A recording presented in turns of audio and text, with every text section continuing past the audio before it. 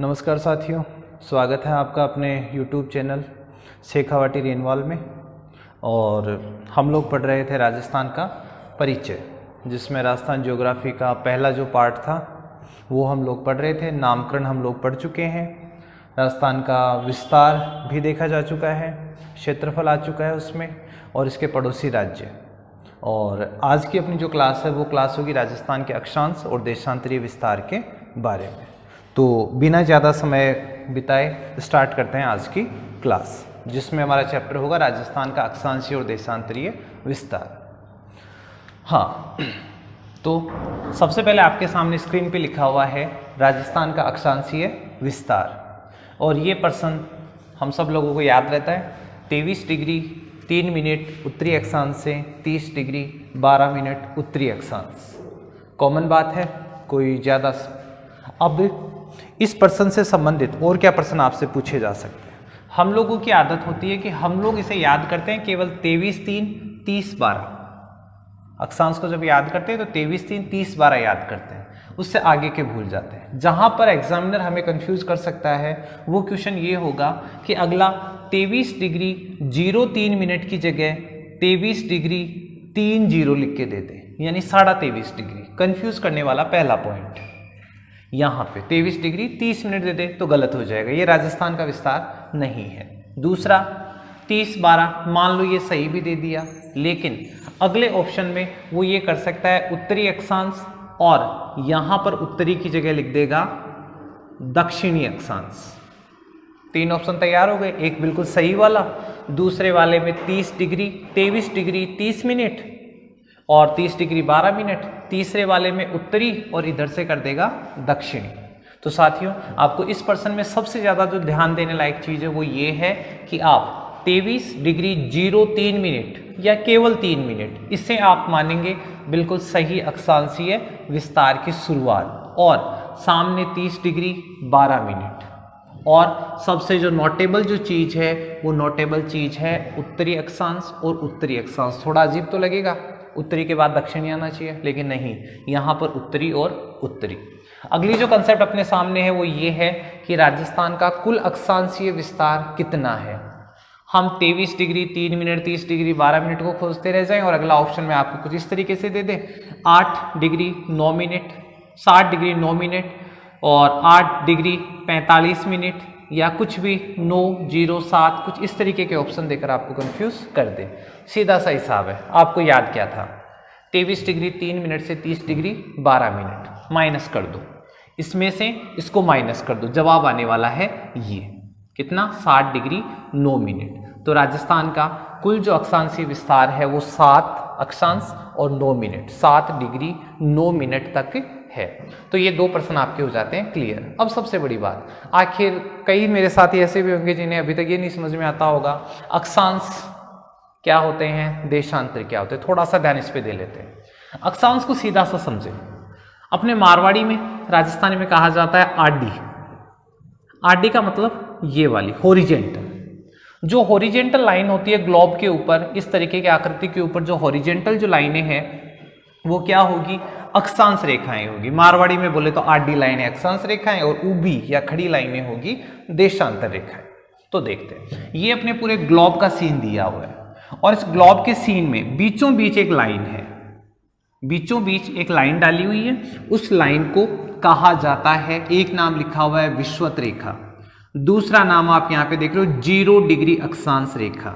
0 degree अक्षांश रेखा, न उत्तरी न दक्षिणी, न उत्तरी रेखा है न दक्षिणी रेखा, 0 डिग्री अक्षांश है। इसी को हम कहते हैं भूमध्य रेखा, और इसी को हम कहते हैं इक्वेटर। इक्वेटर लाइन, भूमध्य रेखा, 0 डिग्री अक्षांश रेखा, ये विषुवत रेखा, यह है ग्लोब या पृथ्वी को बीचों बीच से बांटने वाली एक रेखा है। अब आपने 2 भागों में डिवाइड कर दिया, 2 भागों में डिवाइड कर दिया। अब आप देखें, इससे ये वाला हिस्सा हमेशा उत्तरी दिशा ऊपर की तरफ मानी जाती है, और ये दक्षिणी, तो इस तरफ उत्तरी ध्रुव, ये दक्षिणी ध्रुव। अब यहां से इस पॉइंट तक कितना डिवाइडेशन किया गया, तो देखो यहाँ पे 90 दिख रहा है, और यहाँ से आपको दिख रहा होगा, यहाँ आप ध्यान दे लें, इन्हीं लाइनों के मार्क किए हुए 10, 20, 30, 40, 50, 60, 70, 80। एन का मतलब है नॉर्थ यानी उत्तरी। मैं यहां लिख के बताता हूं। ये था आपका 0 डिग्री। इस 1 का मतलब 10, 2 का मतलब 20, 3, 4 यानी 40, 50, 60, 70, 80 और 90। ये जो लाइनें हैं वो अक्षांशों को व्यक्त कर रही है, लेकिन कौन से अक्षांश? उत्तरी अक्षांश। यानी विषुवत रेखा से उत्तर की तरफ चलते हैं तो 90 अक्षांश मिलते हैं हमें। कितने अक्षांश? 90। इन द सेम वे जब नीचे की तरफ चलेंगे तो कौन सा है? दक्षिणी ध्रुव। तो इधर भी 1 यानी 10, 20, 30, 40, 50, 60, 70, 80, 90। 90 अक्षांश इस तरफ जो दक्षिणी अक्षांश कहलाएंगे और 90 अक्षांश ऊपर की तरफ जो उत्तरी अक्षांश कहलाएंगे। टोटल करते हैं। टोटल अक्षांश कितने हो गए? 90, 90, 180 और एक ये 0 वाला यानी 181। कुल अक्षांश 181। अक्षांश रेखाओं की बात करें तो थोड़ा अलग हो जाएगा, क्योंकि 90वें नंबर के जो अक्षांश है वो रेखा नहीं है, केवल एक पॉइंट है। तो कितने हो गए? 178। 178 में एक ये जुड़ गया तो कितना हो गया? 179। तो अक्षांश रेखाएं कितनी है? 179। अक्षांश कितने हैं? 181। और वैसे देखा जाए तो 90 इधर और 90 इधर, तो 180। चलिए, ये आपको अक्षांश समझ में आ गया होगा।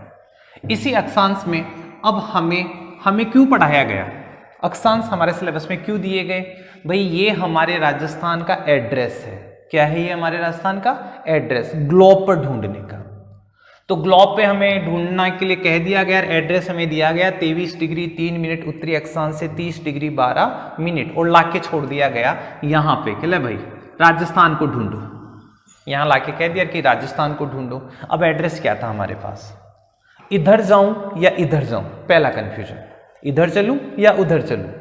तो पहला कंफ्यूजन मिटता है। आपने अपना एड्रेस निकाल के देखा और लिखा है उत्तरी अक्षांश। क्या लिखा है? उत्तरी अक्षांश। बताओ आपकी दिशा ये होगी या ये होगी? भाई उत्तरी है तो यही वाली दिशा होगी। आपको इस तरफ आगे बढ़ना है। कहां तक बढ़ना है? तो एड्रेस देखा 23 डिग्री 3 मिनट। चलिए यहां से हमने राजस्थान को ढूंढना स्टार्ट किया। मैं यहां तक पहुंचा 10 डिग्री आई, यहां तक गया 20 डिग्री आई। अब 20 से आगे मुझे थोड़ा सा और चलना था 23 तक।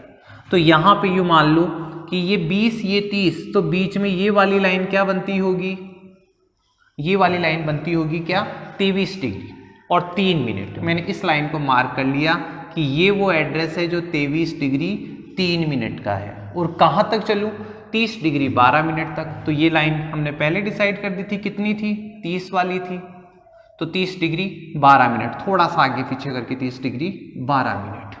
हमें एक ये क्राइटेरिया मिल गया, भाई इस जगह पर कहीं ना कहीं क्या है? राजस्थान है। लेकिन हमारे पास तो केवल अभी 2 ही दिशाएं हैं। किसी भी प्लॉट की भी बात करें तो 4 दिशाएं बताई जाती है, यहाँ पे 2 दिशाएं थी।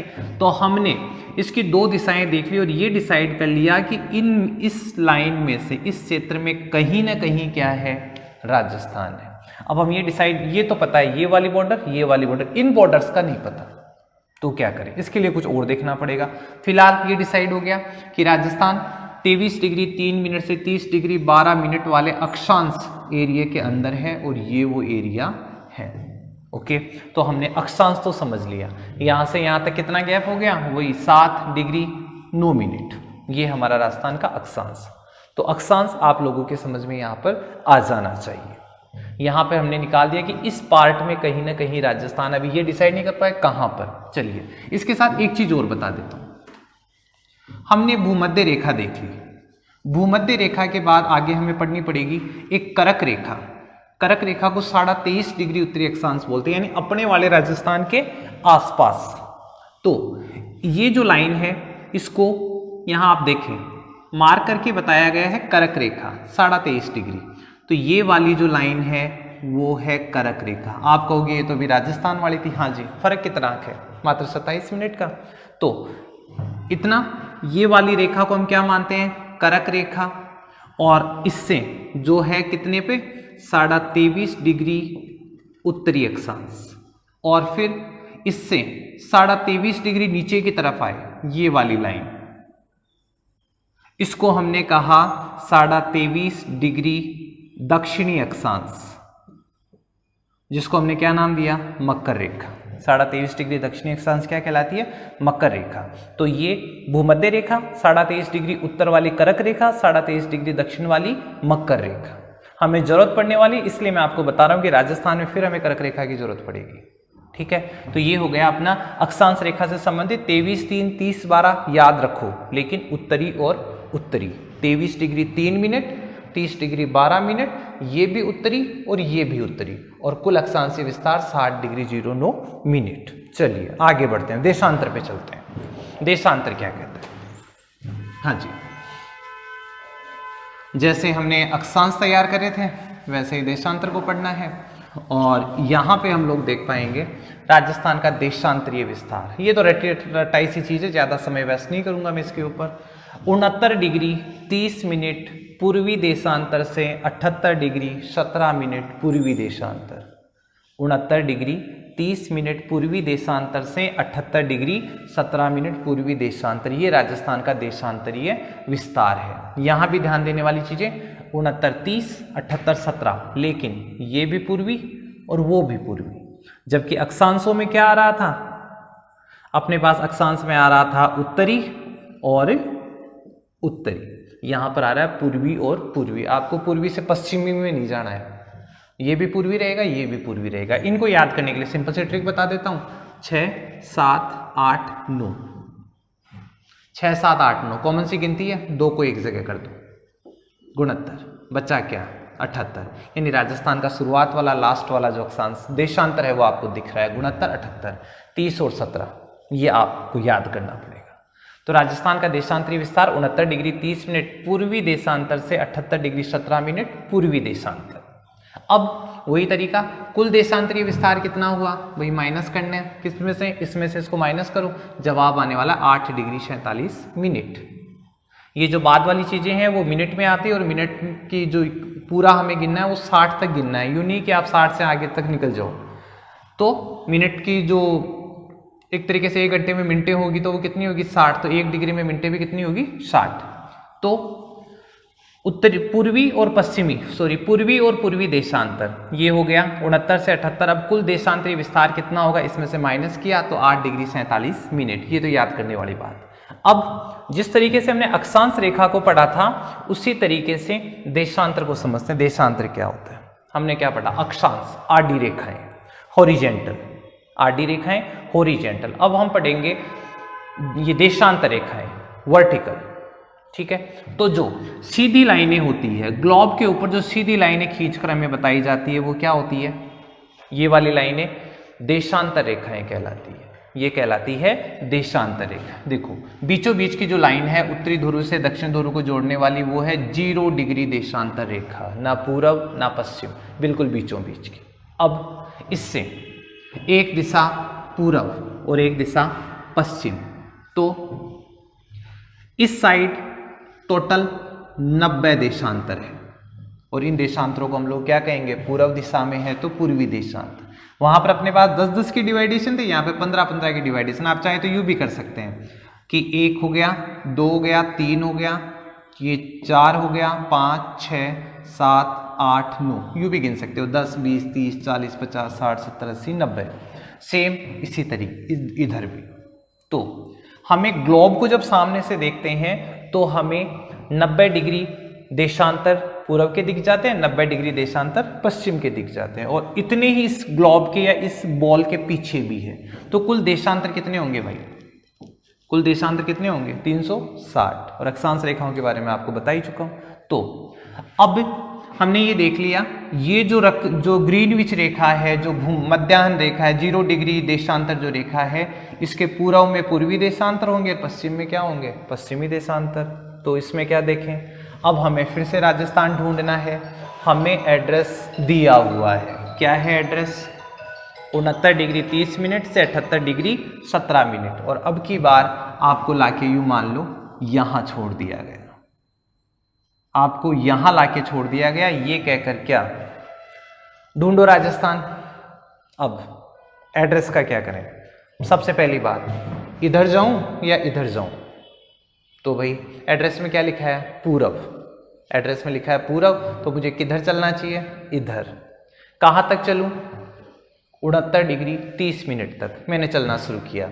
यूँ चलते चलते चलते मैं पहुंचा ये 70, ये चलो पहले वाला जो साफ दिखे वो देख लेते हैं, ये 60, 60 से 70 यहाँ तक होगा और 70 में मैंने कर दिया 69, यानी कि ये वाली एक नई लाइन यहाँ इमेजिन कर लेता हूँ। हाँ जी, ये एक नई लाइन इमेजिन कर लेते हैं कि ये जो लाइन है वो कितने डिग्री देशांतर को दिखाती है, 69 को, ठीक है। और कहाँ तक चलेगा, 78 तक। तो 75 तो आपको पहले से ही दिखाया हुआ है, यहाँ पे आ गया ये 78 डिग्री पूर्वी देशांतर। मैंने जो दो नई लाइनें बनाई है, पहली को इंडिकेट करता हूँ 69 डिग्री 30 मिनट और दूसरी को इंडिकेट करता हूँ 78। इसका मतलब इस पार्ट में कहीं ना कहीं पर कौन है, अपना राजस्थान है। इसी ये जो लाइन चल रही है ये वाली, इस लाइन में कहीं ना कहीं क्या है, राजस्थान। समस्या वो की वो, अभी भी दो दिशाएं हैं। तो अक्षांश और देशांतर का जब पूरा जाल हम एक साथ पढ़ते हैं तब हमें पता लगता है कि कहाँ पे राजस्थान है। मैं इसी पे बना लेता हूँ। आप देखें इसको, इस तरीके की लाइन होती है तो 0 डिग्री अक्षांश रेखा, 0 डिग्री अक्षांश से 10, 20, 30, यहाँ पे मैंने 23 डिग्री की एक लाइन खींची थी और 23 से 30 तक की एक लाइन खींची थी। इस तरीके से दोनों लाइनों को जब मैंने इस तरीके का मार्क करके छोड़ा था, अब आप देख लो कहाँ मैच हुआ। मैच कहाँ पे हुआ, मैच हो रहा है इस जगह। यानी हम कह सकते हैं कि हमारा जो राजस्थान है वो कहाँ स्थित है, हमारा जो राजस्थान है वो इस जगह पर स्थित है। ये है हमारा राजस्थान। तो अक्षांश और देशांतर हम क्यों पढ़ते हैं, आया समझ में। इसी को लेकर हम क्या कर सकते हैं, किसी देश को ढूंढ सकते हैं ग्लोब के ऊपर। नाम तो हर जगह लिखा हुआ नहीं होता, लेकिन इससे अक्षांश देशांतर से हम ये सब समझ सकते हैं। तो आई होप आपके अक्षांश और देशांतर समझ में आ गया होगा। चलो इससे आगे का एक प्रश्न और देख लेते हैं। आगे का प्रश्न ये है कि अब बताओ राजस्थान कहाँ पर है। ये धरती को हमने बांट दिया, ये उत्तरी गोलार्ध, ये दक्षिणी गोलार्ध। बताओ राजस्थान कहाँ, उत्तरी गोलार्ध में है या दक्षिणी गोलार्ध में। तो आपका पहला जवाब होगा कि ये तो उत्तरी गोलार्ध में है। फिर अब इस लाइन के हिसाब से देखो, ये कहता है बताओ राजस्थान पूर्व में है, पूर्वी देशांतर में या पश्चिमी देशांतर में। तो बताओ इससे किस साइड है राजस्थान, ये रहा। तो ये कहता है पूर्व में है। जब दोनों की एक कंडीशन बनाएंगे तो बताओ राजस्थान किस गोलार्ध में है, राजस्थान किस गोलार्ध में रहा, उत्तरी पूर्वी गोलार्ध में। अगर ग्लोब पे देखा जाए तो राजस्थान कहाँ पर है, उत्तरी पूर्वी गोलार्ध में स्थित है। तो ग्लोब पे आपको राजस्थान की स्थिति समझ में आ गई होगी। चलिए आगे बढ़ते हैं।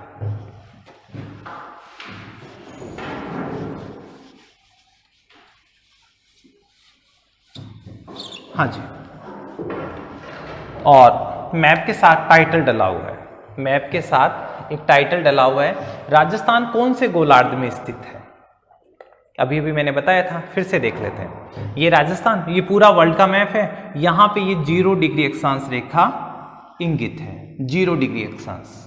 और ये वाला है देशांतर, 0 डिग्री देशांतर रेखा। ढूंढो राजस्थान कहाँ, राजस्थान यहाँ देखेंगे। भारत कहाँ दिखा, ये रहा। और भारत में ही इस जगह पर कौन है, राजस्थान। तो बताओ राजस्थान कहाँ पर, उत्तरी और पूर्वी गोलार्ध। राजस्थान स्थित है कहाँ पर, उत्तरी पूर्वी गोलार्ध में। किसमें, ग्लोब पर।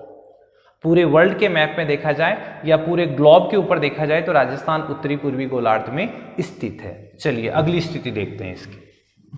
हाँ, अगला जो क्वेश्चन लिखा हुआ है अपने साथ, वो अगला क्वेश्चन ये है कि अगला प्रश्न ये कहता है राजस्थान एशिया महाद्वीप में स्थित है कौन सी दिशा में। अभी तक हमने भारत के नक्शे को बांटा था, अब हम बांटते हैं एशिया के नक्शे को। ये मान लीजिए पूरा नक्शा है, सीधा सीधी इसके 4 हिस्से कर दो। यहाँ इसे देखें तो ये बिल्कुल बीच आ चुका होगा, ये बीच का पार्ट। और यहाँ से बांट दें, ये लो जी। अब बताओ एशिया के नक्शे में, अगर एशिया में देखा जाए तो राजस्थान कहाँ स्थित है। ये है आपका उत्तर, ये दक्षिण, ये पूर्व और ये हो गया आपका पश्चिम। ये है आपका पश्चिम। बताओ राजस्थान कहाँ मिलेगा, राजस्थान भारत में मिलेगा और भारत की लोकेशन क्या आ रही है, दक्षिण पश्चिम, इस वाले पार्ट में है। तो राजस्थान एशिया महाद्वीप में स्थित है, कहां पर? दक्षिण पश्चिम दिशा में। समझ में आ गई होगी बात। वहां पर हम बता रहे थे यहां पर उत्तर पूर्व में, अब हम बता रहे हैं दक्षिण पश्चिम में। और एग्जामिनर इसी टाइप के प्रश्न देकर कंफ्यूज कर सकता है। और मेरा तो ये कहना है कि जो इजी चैप्टर होते हैं उनको इतना डीपली पढ़ो कि उनमें से कुछ गलती नहीं हो जाए। अगर आपके शुरुआती चैप्टर्स में से, इन आसान चैप्टर्स में से अगर आपके प्रश्न गलत होते हैं तो आप ये मान के चलिए कि आप खुद अपने मेरिट को, अपने सिलेक्शन से दूर होते जा रहे हैं। ठीक है, चलिए इससे आगे बढ़ते हैं। तीसरी पोजीशन देखते हैं। हाँ जी, तीसरी पोजीशन ये कहता है राजस्थान भारत में कहाँ स्थित है? राजस्थान भारत में कहाँ स्थित है? फिर से डिवाइड कर दिया, ये आपका उत्तर, दक्षिण, पूरब और ये वाला पश्चिम। बताओ जी, भारत में राजस्थान कहाँ स्थित है? उत्तर पश्चिम, इसी वाले पार्ट में है ना। जवाब क्या होगा? राजस्थान भारत में उत्तर पश्चिम में स्थित है। देख लीजिए, किसी एक शब्द को रट के आप काम नहीं चला सकते, आपको ध्यान देना है। राजस्थान की स्थिति ग्लोब पर पूछी है क्या? ग्लोब पर पूछेगा तो स्थिति उत्तर पूर्व आएगी। अगर एशिया में पूछता है तो दक्षिण पश्चिम आएगी, और अगर भारत में पूछता है तो उत्तर पश्चिम आएगी। आ गई होगी बात समझ में। ये जो तीनों क्वेश्चन है अपने आप में, आप किसी एक लाइन को रट के बैठ के साहब उत्तर पूर्व है तो ये लो साहब, अगला यहीं पे बदलेगा, भारत की जगह एशिया कर देगा, एशिया की जगह ग्लोब कर देगा। तो ऐसे प्रश्नों में आपको चकराना नहीं है, सीधा सीधा जवाब आपको मिल जाएगा। मैप थोड़ा सा इमेजिन करना पड़ेगा, किस में क्या था, किस में क्या था। राजस्थान भारत वाले में तो कोई प्रॉब्लम ही नहीं, आपको अंदाजा रहता है। और ग्लोब वाले पे आपका रट्टा हुआ होगा प्रश्न। बस एशिया का ध्यान रखना, एशिया में इस जगह आता है, दक्षिण पश्चिम। चलिए आगे बढ़ते हैं। उम्मीद करता हूं ये प्रश्न तो आप आराम से समेट लोगे, कहीं कोई प्रॉब्लम नहीं आने वाली। हाँ, अगले प्रश्न पे आते हैं। अगली कंसेप्ट दी हुई है, राजस्थान के कोनों पर स्थित गांव, जिला, अक्षांश, देशांतर। कॉमन सा प्रश्न है, ज्यादा समय वेस्ट नहीं करेंगे। ये दिशा है उत्तर, उत्तर में कौन सा गांव है? गांव है भाई कोणा गांव। और गांव कौन सा? गंगानगर, सॉरी जिला गंगानगर, कोणा गांव गंगानगर। दक्षिण में कौन सा है? यहां पर बोरकुंड, ये है बोरकुंड और जिला बांसवाड़ा। फिर पूर्व में है सिलाना। पूर्व में गांव कौन सा? सिलाना, और जगह का नाम क्या है? धौलपुर। ठीक है, और यहां पर ये वाला एरिया, ये वाला है कटरा, जिला जैसलमेर। हाँ जी, राजस्थान के कोनों पर स्थित गांव आपको याद होना चाहिए। उत्तरी, राजस्थान का उत्तरी कोना है कोणा गांव गंगानगर, दक्षिणी बोरकुंड बांसवाड़ा, पूर्वी सिलाना धौलपुर, और पश्चिमी कटरा जैसलमेर। ठीक है, चारों कोने हो गए। जिले ये तो हो गए आपके गांव वाली बात। गांव के बाद जिले भी इसी में समझ गए। अब प्रश्न बनता है अक्षांश और देशांतर का, जहां पर हम लोग गलती कर सकते हैं। अगर आपसे ये पूछा जाए 23 डिग्री 3 मिनट उत्तरी अक्षांश पर स्थित राजस्थान का गांव, आपको लगेगा यार बहुत डीपली प्रश्न पूछ लिया, इतना भी कोई पूछता है क्या? लेकिन अगले ने प्रश्न बिल्कुल सही पूछा है, बहुत सिंपल सा प्रश्न पूछा है। 23 डिग्री 3 मिनट उत्तरी अक्षांश पर स्थित गांव कौन सा है? और पता है आपको ऑप्शन क्या मिलेगा? ऑप्शन में यही नाम आने वाले हैं। लो जी, कोणा गांव, बोरकुंड, उसके बाद में कटरा बोल दिया अगले, कटरा और सिलाना। अब हमें लगेगा 23 डिग्री 3 मिनट, ऊपर से चालू करते हैं। ये रहा साहब 23 डिग्री 3 मिनट यहां पे, और यहीं पे हम गलती कर बैठेंगे। गलती क्यों कर बैठेंगे? इसलिए कर बैठेंगे कि हम तो हमारे हिसाब से तो गिनती ऐसे चलती है ना, 23, 24, 25, 26, 27, 28, 29, 30 ऐसे चलेगी। तो हमारे हिसाब से 23 डिग्री 3 मिनट ये होगा अगर कॉमनली हम देखें तो। लेकिन नहीं भाई, हमने जो पढ़ा था हमने इस तरीके से बांटा था, और यहाँ से 0, 1, 2, 3, 4, 5 ऐसे गिनती गिनी थी हमने। अक्षांश को हमने इसी तरीके से गिना था। तो इस हिसाब से देखा जाए तो 23 कहाँ आएगा? नीचे। 30 कहाँ आएगा? ऊपर। मैं जो समझाना चाह रहा हूँ अब आपके दिमाग में बैठ गया होगा। 23 डिग्री 3 मिनट हम लोग गलती करके यहां बता देते हैं, जबकि होती यहां नहीं है। कहां होती है? ये वाली लाइन। यहां पे मैं लिख देता हूं 23 डिग्री 3 मिनट उत्तरी अक्षांश पर स्थित आपका गांव कौन सा है? बोरकुंड। फिर अब आप समझ जाओगे 30 डिग्री 12 मिनट, ये लो जी, इसको मैं लिख रहा हूं 30 डिग्री 12 मिनट। गांव कौन सा होगा? कोणा गांव। ये ध्यान रखना, दोनों उत्तरी है, ये भी उत्तरी और ये भी उत्तरी। इसी तरीके से अगला प्रश्न, अगला फ्रेम कर दे आपके लिए कि 69 डिग्री 30 मिनट, 69 डिग्री 30 मिनट पर स्थित राजस्थान का गांव कौन सा है? फिर वही चारों ऑप्शन, कटरा, सिलाना, कोणा, बोरकुंड। जवाब कौन सा होगा? ये लो जी, ये आपका 69, सॉरी, ये आपका 69 डिग्री 30 मिनट, और पश्चिम वाला, ये वाला हो जाएगा आपका 78 डिग्री 17 मिनट। तो आप बताओगे 69 डिग्री 30 मिनट पर पूछे आपसे, वो उत्तरी, दक्षिणी, पूर्वी, पश्चिमी नहीं पूछेगा, वरना तो आपका रटा हुआ है। वो ये पूछ ले 69 डिग्री 30 मिनट पर स्थित राजस्थान का गांव कौन सा है? तो गांव होगा भाई कौन सा? यहां पर कटरा, जैसलमेर। और उसी तरीके से अगर 78-17 पे पूछे तो आपका गांव कौन सा होगा? सिलाना, धौलपुर। तो आपको ध्यान ये देना है कि आपको कोणा, बोरकुंड, सिलाना, कटरा, ये तो याद रखना ही है। साथ ही साथ अक्षांश और देशांतर की क्या पोजीशन होगी वो आपको देखनी है। 23 डिग्री 3 मिनट को नीचे रखना है, 30 को ऊपर, इधर 69 और इधर 78। ठीक है, तो आई होप आपको ये चीज भी समझ में आ गई होगी उत्तर, दक्षिण, पूर्व, पश्चिम कोनों वाली कहानी क्या कहती है। चलिए आगे बढ़ते हैं।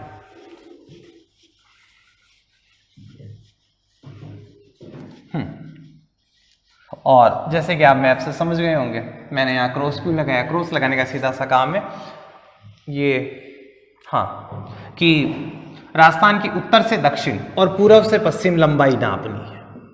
उत्तर से दक्षिण और पूर्व से पश्चिम लंबाई कितनी है?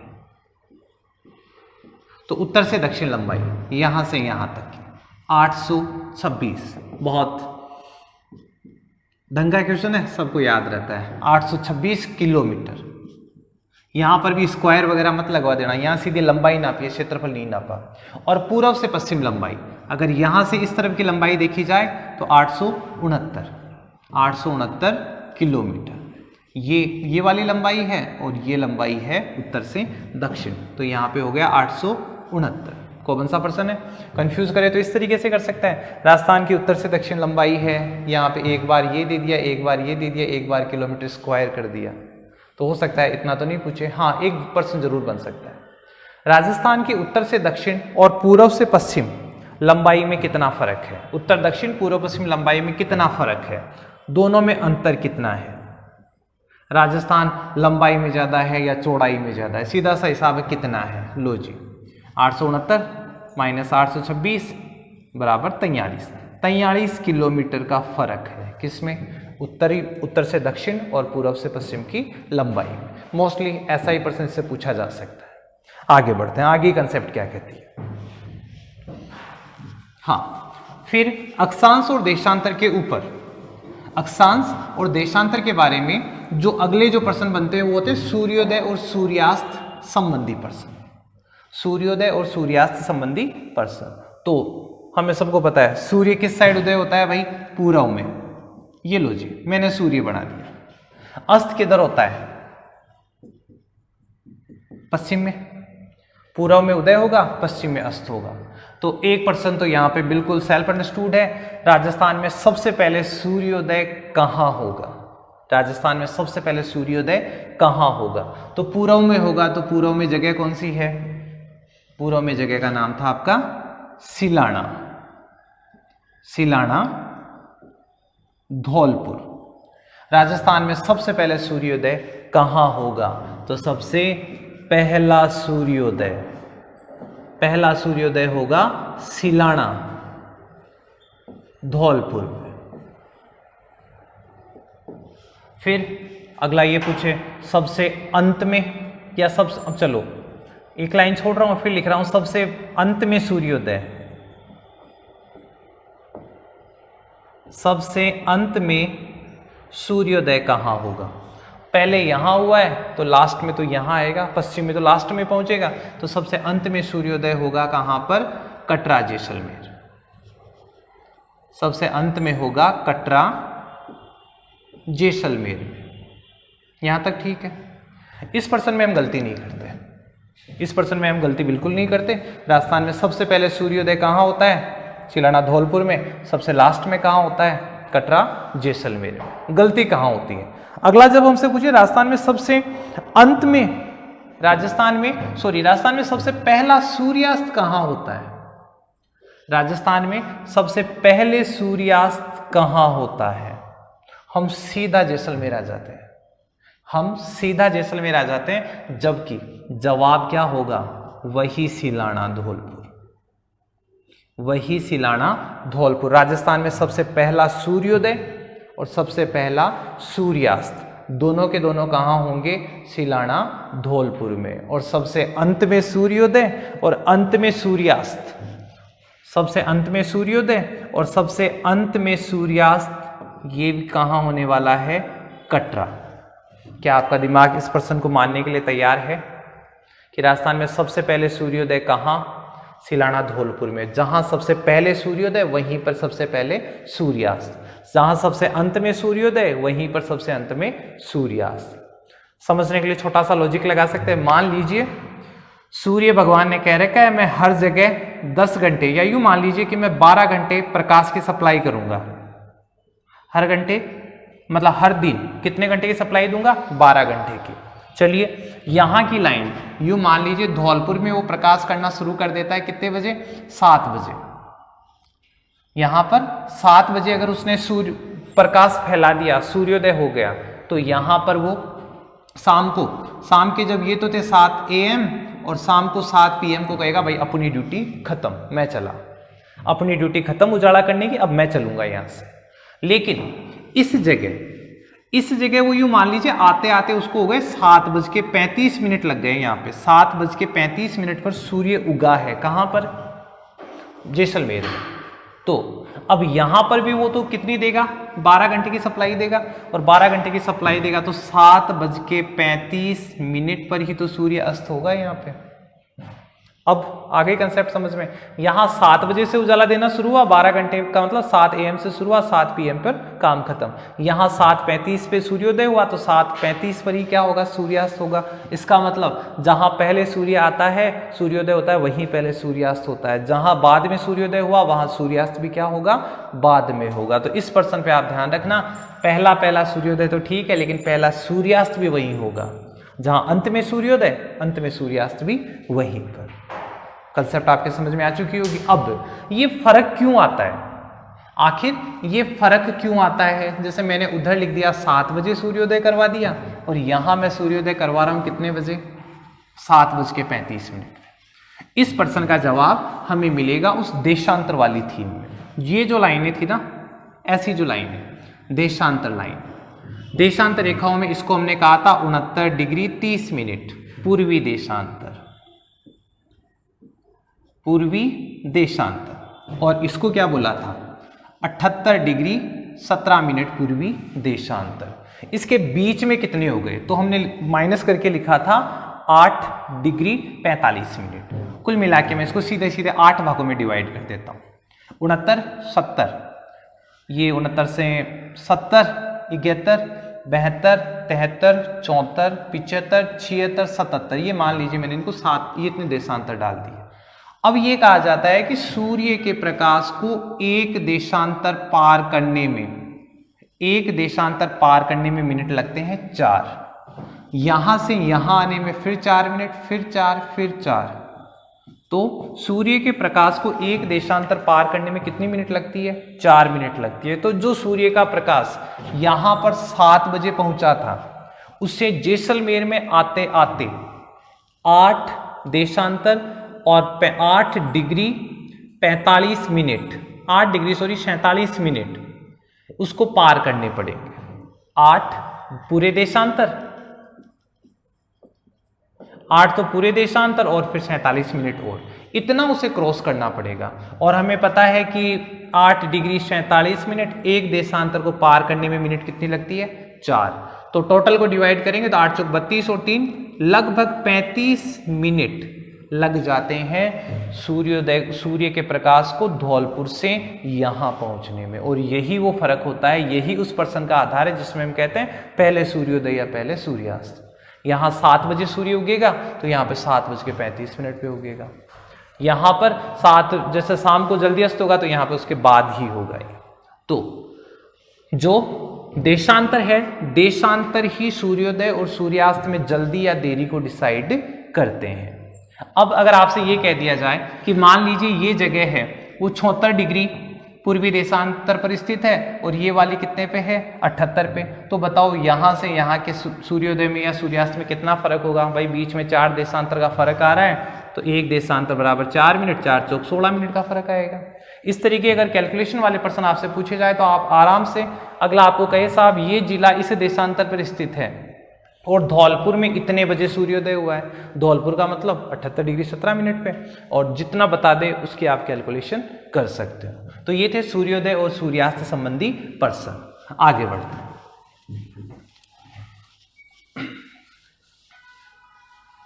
हाँ जी, जब हम अक्षांश रेखाएं पढ़ चुके हैं, देशांतर रेखाएं पढ़ चुके हैं, उसी दौरान मैंने शुरू में कहा था आपको कि अक्षांश और देशांतर के साथ एक नई चीज है करक रेखा, जो मैंने बताया था कि करक रेखा भी हमें पढ़नी पड़ेगी। और ये करक रेखा, सबसे प्यारी बात तो मुझे ये लगती है, जब हम लोग 6वीं से 10वीं तक की क्लासों के बीच में हमारे एग्जाम में पूछा जाता था कि भारत के मैप में करक रेखा अंकित करो, और बेचारा एग्जाम इतना दयालु होता था वो नक्शे के अंदर ये लाइन भी खींच के देता था और कहता था करक रेखा अंकित करो।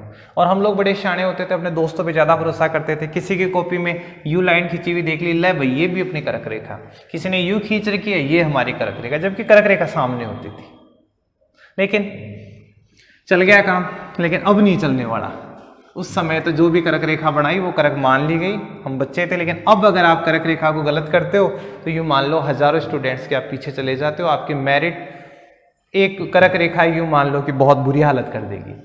चलिए करक रेखाओं को पढ़ते हैं। करक रेखा क्या है, मैंने आपको इस तरीके से बताया था। ये आपका 0 डिग्री अक्षांश रेखा, इस साइड 23.5 डिग्री उत्तरी अक्षांश रेखा, इसको मैंने करक रेखा कहा था। और इधर वाली जो थी उसको मैंने कहा था मकर रेखा। ये क्या थी, 23.5 डिग्री दक्षिणी अक्षांश। तो करक रेखा क्या है, 23 डिग्री 30 मिनट, मैंने बताया था 1 डिग्री में 60 मिनट, तो आधे कितने हो गए 30, तो 23 डिग्री 30 मिनट उत्तरी अक्षांश या फिर 23.5 डिग्री उत्तरी अक्षांश रेखा क्या कहलाती है, करक रेखा कहलाती है। यहां ध्यान देना, राजस्थान का दक्षिणी बिंदु आता था 23 डिग्री 03 मिनट, और यहां पर क्या आ रहा है 30, वो 3 मिनट था, ये 30 मिनट है। इस चीज का पूरा ध्यान रखना। आपसे कहते करक रेखा है, करक रेखा के मान लो ऑप्शन बना के पूछे, करक रेखा है, पहले में कह रहा है 23 डिग्री 3 मिनट उत्तरी अक्षांश, फिर कहा 23 डिग्री 03 मिनट दक्षिणी अक्षांश, फिर कह दिया 23.5 डिग्री उत्तरी अक्षांश, और फिर कह दिया 23.5 डिग्री दक्षिणी अक्षांश। बताओ सही आंसर कौन सा? सही आंसर तो ये होगा 23.5 डिग्री उत्तरी अक्षांश। ये क्यों नहीं होगा, यहाँ पे 03 लिखा है मेरे भाई, 03 का मतलब केवल 3 ही है, 23 डिग्री 3 मिनट, और ये 23 डिग्री 03 मिनट, तो ये वाला पार्ट है जहां पर अपना बोरकुंड बांसवाड़ा था।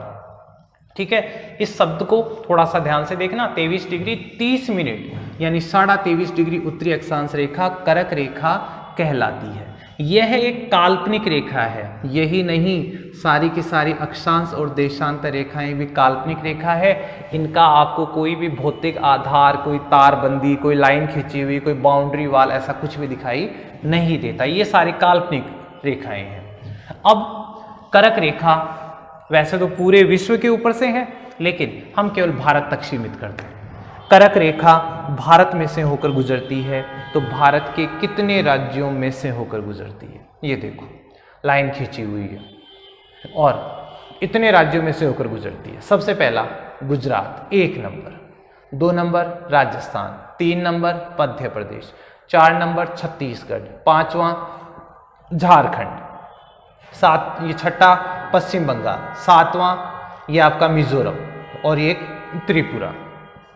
कितने हो गए राज्य? कर्क रेखा भारत के 8 राज्यों में से होकर गुजरती है। गुजरात, राजस्थान, मध्य प्रदेश, छत्तीसगढ़, झारखंड, पश्चिम बंगाल, मिजोरम और त्रिपुरा।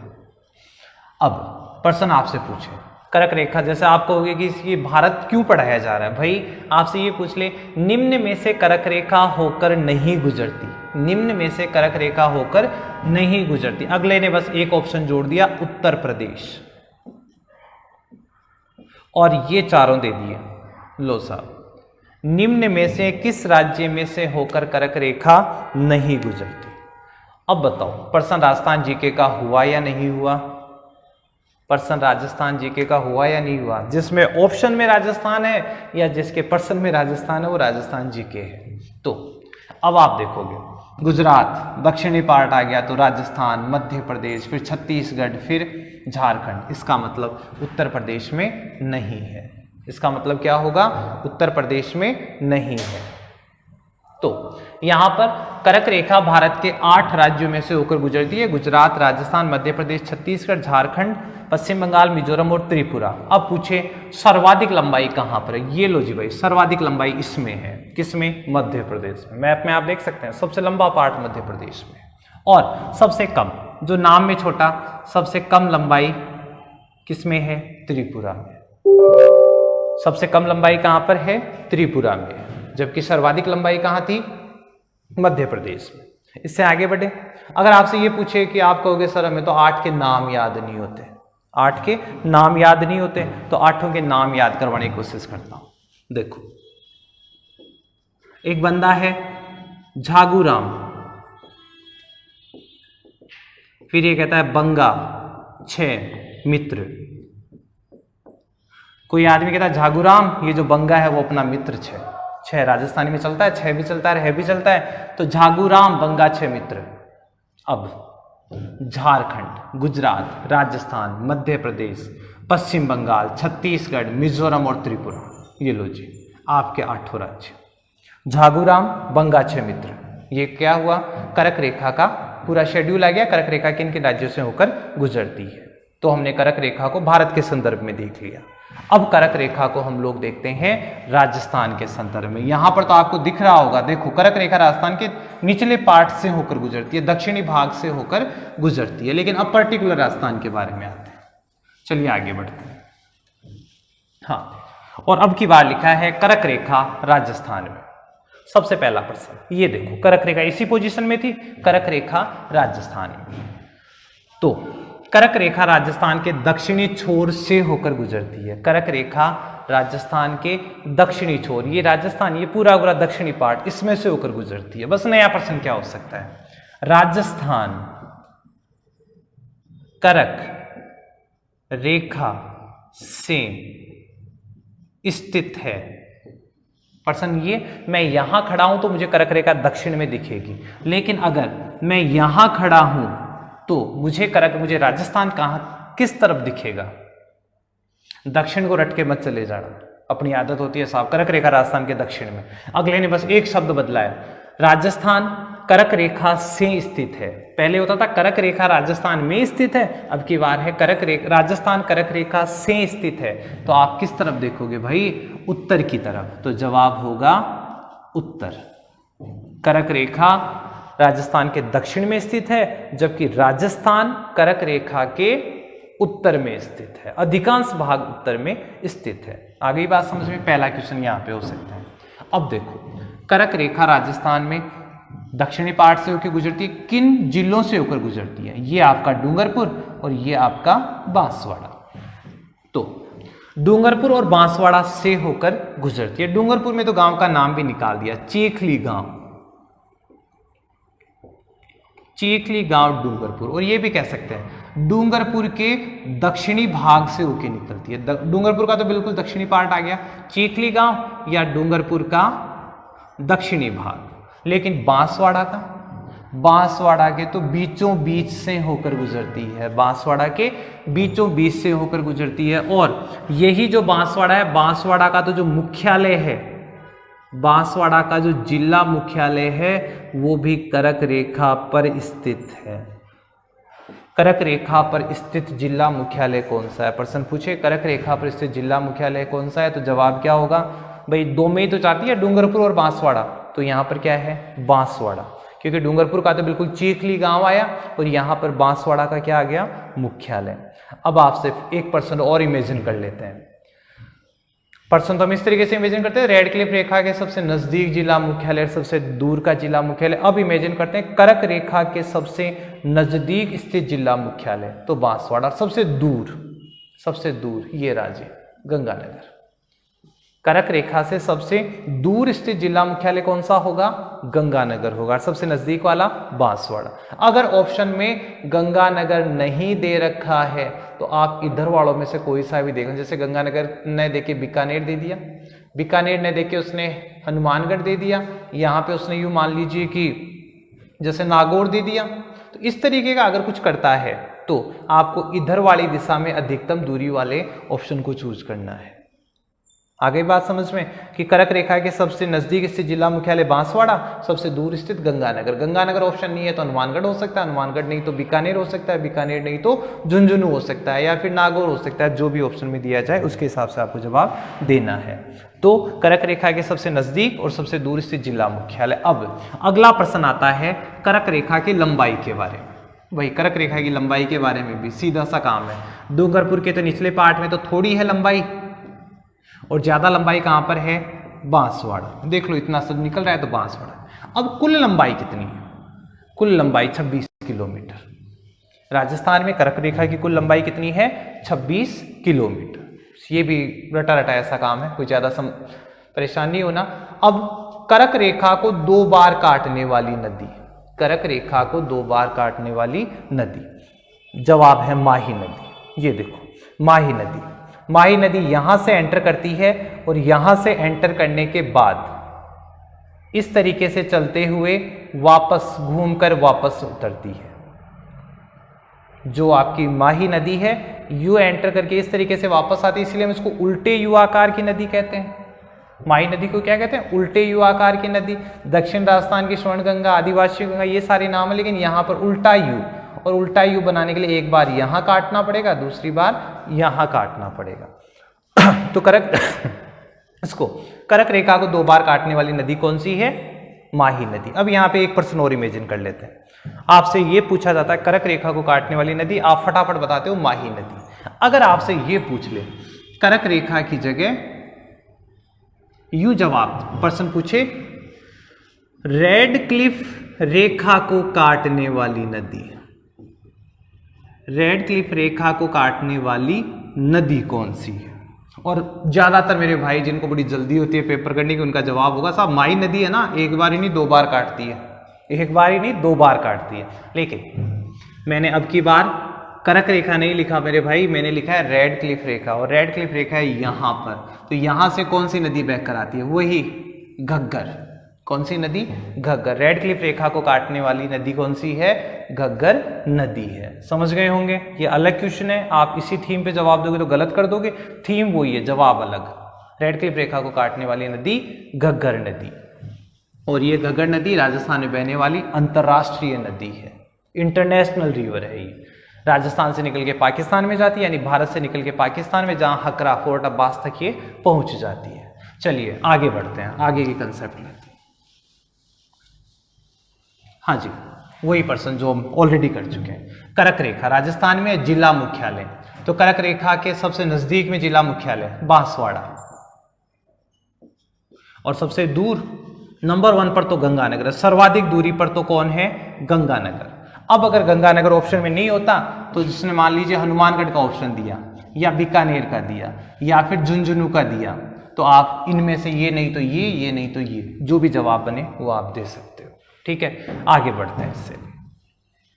हाँ जी, अगला प्रश्न जो रेड क्लिफ रेखा के बारे में बनता है वो सूर्य की किरणों के बारे में, सीधी और तिरछी किरणों के बारे में ऐसा प्रश्न बनता है।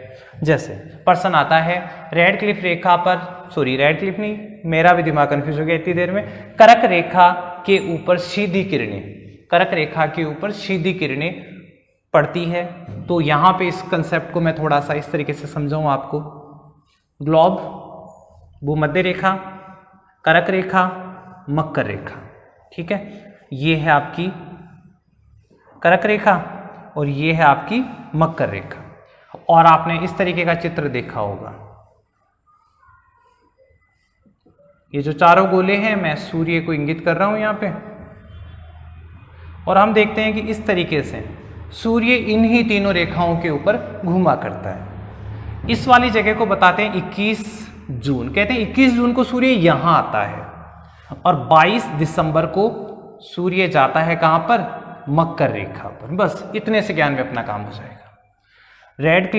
जो कर्क रेखा है उसके ऊपर सूर्य 21 जून को सीधा चमकता है। देखो यहां सीधा है, यहां से यहां आ चुका है, तो 21 जून को सूर्य कर्क रेखा पर सीधा चमकता है। तो 21 जून को सूर्य कर्क रेखा पर सीधा चमकता है, यहां चमकता है। कब? 21 जून को।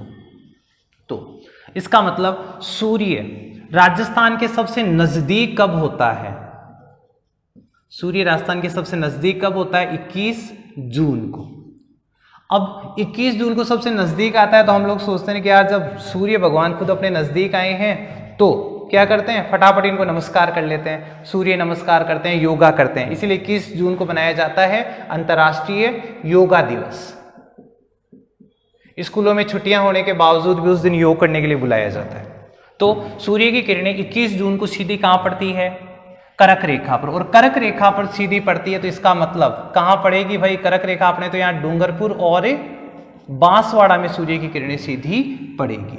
अब कहते हैं 21 जून को सूर्य की किरणें तिरछी कहां पड़ेगी? सीधी यहां पड़ गई तो पूरे राजस्थान पे तिरछी पड़नी है। सीधी यहां है तो बाकी पूरे राजस्थान पे क्या पड़ेगी? तिरछी। पूछे सर्वाधिक तिरछी कहां पड़ती है? तो भाई सर्वाधिक तिरछी तो यहां आएगी, तब तिरछा होना पड़ेगा। तो सर्वाधिक तिरछी पड़ेगी कहां पर? अपने गंगानगर में।